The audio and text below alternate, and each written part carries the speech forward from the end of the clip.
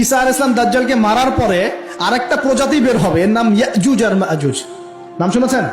এই যে এই সূরার মধ্যেই আছে, এই সূরা কাহফের কথা বললাম না, সূরা কাহফের পিছনের দিকে আছে ইন্না ইয়াজুজ ওয়া মাজুজ মুফসিদুনা ফিল আরদ। যুলকারনাইন বাদশার কথা পড়বেন, তিনি এই যে দেয়াল নির্মাণ করে দিয়েছিলেন লোহা এবং তামা দিয়ে, মনে আছে, পড়েছেন? আচ্ছা, এই ইয়াজুজ আর মাজুজ যখন বের হবে পৃথিবীর পানি খেয়ে শেষ করে ফেলে দিবে একেবারে। এর এত বেশি হিংস্র হবে যে এদের সাথে লড়াই করার মতো ক্ষমতা কোনো মানুষেরই থাকবে না। এমনকি ঈসা আলাইহিস সালামেরও নয়।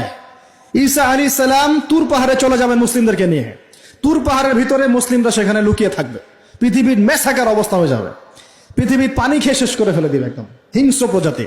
তখন ঈসা আলাইহিস সালাম আল্লাহর কাছে দোয়া করবেন, আল্লাহ এই বিভৎস জাতিকে ধ্বংস করো।